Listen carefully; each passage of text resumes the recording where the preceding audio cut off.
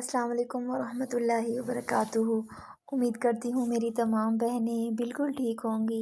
الحمدللہ سے میں بھی بالکل ٹھیک ہوں۔ صبح کا ٹائم ہے، نماز فجر میں نے الحمدللہ ادا کر لی تھی۔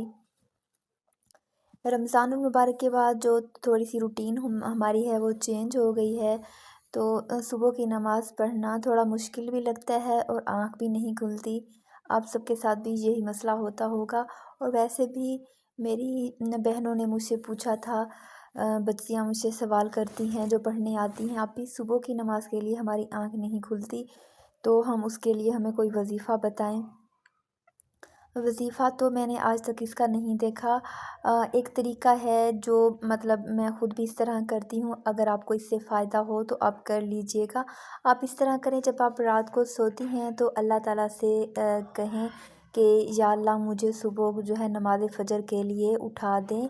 مطلب اگر آپ تہجد کے لیے بھی اس طرح کرنا چاہیں تو آپ کی آنکھ ضرور اسی ٹائم کھل جائے گی، کوئی الارم لگانے کی ضرورت نہیں ہے۔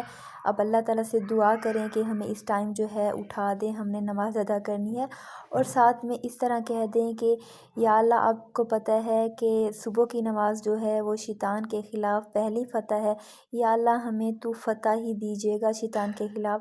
تو اس طرح کرنے سے آپ کی آنکھ کھل جائے گی۔ ویسے بھی جب آپ نے اسکول جانا ہوتا ہے یا کہیں میٹنگ پہ یا اپنی جاب کے سلسلے میں کہیں جانا ہوتا ہے، تب آنکھ کھل جاتی ہے، صرف نماز کے لیے نہیں کھلتی، تو یہ سوچنے کی بات ہے۔ تو نماز ادا کر کے جو آپ ایک دفعہ سورۃ یاسین پڑھ لیں، کیونکہ حدیث میں آتا ہے اور بہت سی کتب میں نے پڑھا ہے، جو بندہ سورۃ یاسین صبح کے ٹائم پڑھ لیتا ہے، اللہ تعالیٰ اس کے تمام کاموں کی ذمہ داری خود اٹھا لیتے ہیں۔ اگر آج کوئی بڑا مطلب آدمی ہم سے کہہ دے کہ آپ کے تمام کاموں کی ذمہ داری میں اٹھاؤں گا، تو ہم اتنے خوش ہوتے ہیں، جبکہ ہمیں اللہ تعالیٰ پر یقین نہیں آتا کہ جب اس نے کہہ دیا آپ نماز ادا کرو، سورۃ یاسین پڑھو، آپ کے تمام کام آسان کر دوں گا، تو آپ سورۃ یاسین بھی پڑھا کریں اور ساتھ میں نماز بھی ادا کیا کریں۔ صبح کا ٹائم تھا، میں نے بتایا ہے، اور یہ ہمارا ناشتہ ہو رہا تھا۔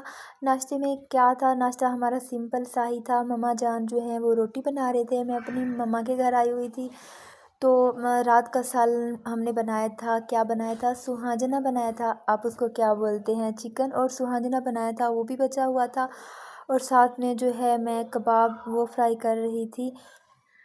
الحمدللہ سے کباب بہت ہی مزے کے بن چکے تھے، چائے بھی بن گئی تھی، اور میں یہ مزیدار سا سمپل سا ناشتہ لے کے باہر آ گئی تھی۔